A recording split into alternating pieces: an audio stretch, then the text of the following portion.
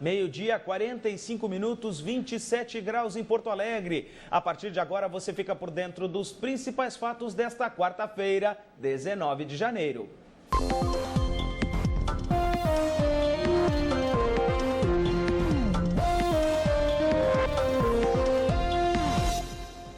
Só hoje, 2 carretas foram carregadas com mantimentos para as vítimas da chuva no Rio de Janeiro. Os donativos devem chegar na Serra Fluminense até o final de semana. O assistente de atendimento Diogo Brasil chegou ao cais do Porto, na capital, com um rancho no porta-malas. R$300 acumulados entre os colegas de trabalho que ele gastou em alimentos e produtos de higiene. A gente usa o estado como turismo, a gente usa o estado para passear e eu acho que toda vez que a gente vai lá, o povo é tão hospitaleiro com a gente. Acho que chega a hora que o povo gaúcho ele precisa se identificar com aquele povo. A gente precisa ajudar. As doações dele e de centenas de gaúchos vão ser enviadas ao Rio de Janeiro. Só hoje, 2 carretas foram carregadas.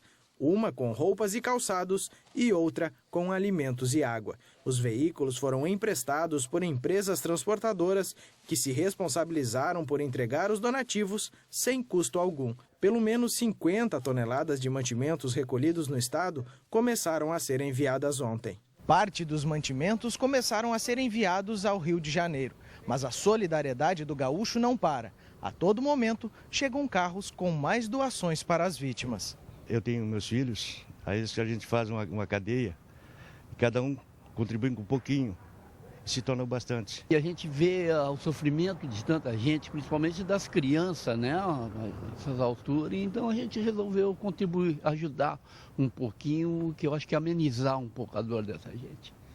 O subchefe da Defesa Civil do Estado comenta que a participação do gaúcho é tão grande que no tempo em que uma carreta é carregada, novos mantimentos chegam e suprem a quantidade que foi abastecida no caminhão. A participação é muito boa, as pessoas estão vindo, participam aqui não só como voluntários para o trabalho, como também entregando esses donativos. O armazém A7 do Cais do Porto segue aberto das 8 da manhã às 8 da noite, inclusive nos finais de semana. E uma recomendação da Defesa Civil para quem ainda deseja fazer uma doação, os itens que mais faltam são alimentos não perecíveis e produtos de higiene. O governador Tarso Genro se reuniu ontem com o presidente do BNDES, Luciano Coutinho.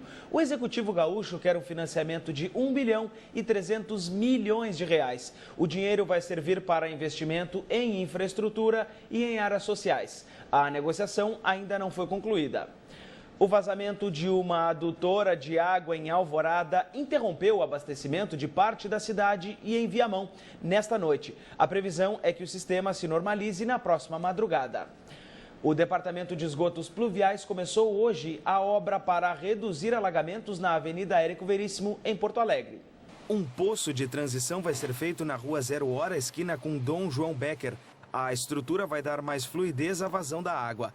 Além desta, outras obras vão ser realizadas para reduzir os alagamentos na capital.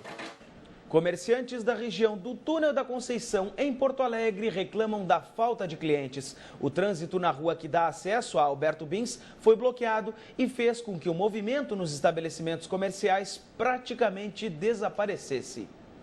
Há 8 anos, este comerciante é dono de um estacionamento ao lado do túnel. Desde que as obras começaram e a rua em frente ao estabelecimento foi bloqueada, a diminuição de clientes chega a 50%. Ele relata que algumas contas já estão atrasadas, mas por enquanto, nenhum dos 5 funcionários precisou ser demitido. Se continuar assim, com certeza, até março, eu vou ter que dispensar algum funcionário. A mesma retração no movimento é sentida por este chaveiro que trabalha próximo ao túnel há 11 anos. A procura pelo trabalho dele teve uma diminuição de 60%. O serviço diminuiu bastante, quando estou aqui sozinho o serviço não vem, então essa é a dificuldade grande. Cerca de 30 comerciantes com estabelecimentos próximos ao túnel têm tido dificuldades. Eles prometem fazer isso em 18 meses, eu acho que vai demorar muito mais que 18 meses, mas mesmo 18 meses vai ficar difícil para nós. A Secretaria de Obras garantiu que o cronograma está sendo cumprido. A reforma deve terminar em 2012. Um homem foi encontrado morto nesta manhã no bairro Belém Velho, em Porto Alegre. O corpo ainda não foi identificado. Ele tinha marcas de tiro na cabeça e um ferimento nas costas. Moradores da estrada São Lourenço disseram à polícia que ouviram disparos por volta das 4 horas da madrugada. Ainda não há suspeitos. Tiroteio nesta manhã na zona norte de Porto Alegre. 4 criminosos tentaram roubar 2 carros na rua João Petzel, próximo à Avenida Protásio Alves, quando a polícia chegou. Dois dos bandidos trocaram tiros com a polícia e foram presos no local. Outros 2 fugiram, mas foram capturados em seguida. Os presos foram encaminhados para a delegacia. Um homem foi preso ontem em Xangri-Lá, no litoral, suspeito de estuprar uma criança de 3 anos. As investigações começaram após denúncias recebidas pelo Conselho Tutelar. A prisão é preventiva e ele foi levado para o presídio de Osório. O quadro de saúde do escritor Moacir Sclier é grave, mas estável. O escritor teve um AVC na madrugada do último domingo. Pelo menos uma casa foi arrastada ontem em São Paulo. Veja as notícias do Brasil. Os maiores problemas foram registrados na região metropolitana de São Paulo. Osasco ficou alagada. Em Santo André, motoristas ficaram ilhados dentro dos carros. No interior de São Paulo, o rio Jaguari pode voltar a subir. Isso porque as represas estão com maior vazão depois da chuva. No Rio de Janeiro, um motorista de uma universidade foi preso com um irmão.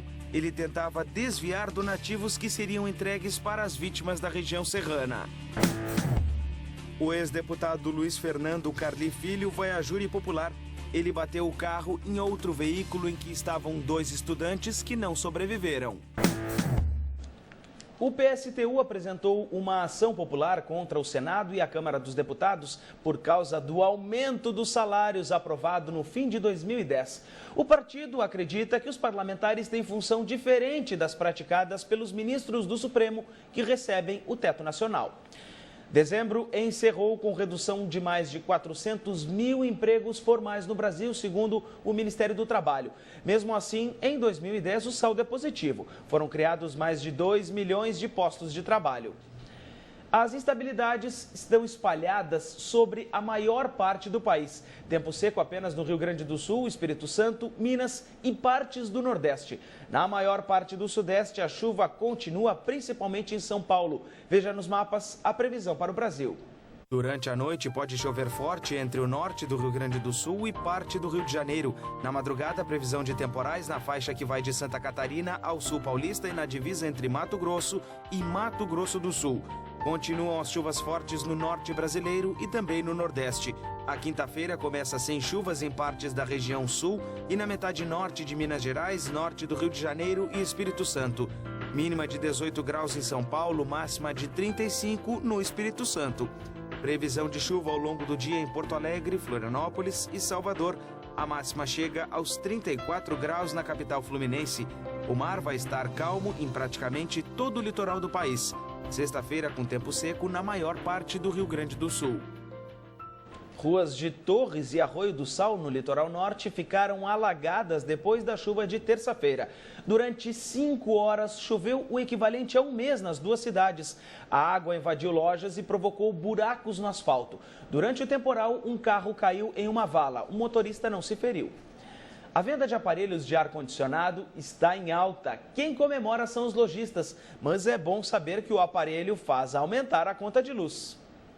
Nessa casa, o primeiro aparelho de ar-condicionado foi comprado há 15 dias e é utilizado mais durante a noite. O ventilador, acho que, sei lá, pela impressão que a gente tem que nos últimos anos o calor parece que se intensificou mais, né? E parece que o ventilador já não dá mais tanta conta. Um pouquinho de conforto a mais nunca é demais, né? Mas para ter um pouco mais de conforto, a despesa doméstica também aumenta. No próximo mês, a conta de luz do seu Carlos deve ter um aumento de 40% no valor. Para quem não abre mão de conforto durante o verão, esse economista dá algumas dicas. Sempre tem uma possibilidade de economizar com o uso mais racional, né? Por exemplo, em relação ao ar-condicionado, usar só naqueles momentos em que está em casa. Cuidar muito também a questão de intensidade do uso, da intensidade do frio. Com as altas temperaturas dos últimos dias, a procura pelo aparelho aumentou. Nesta loja, que no ano passado registrou falta do produto, o estoque está reforçado desde novembro. Teve um aumento significativo agora nos últimos dias, né? Devido ao calor também, associado à liquidação também, que a gente teve a liquidação de Natal, né? O BraNews fica por aqui. Outras notícias logo mais às 7h10 da noite. Uma boa tarde para você.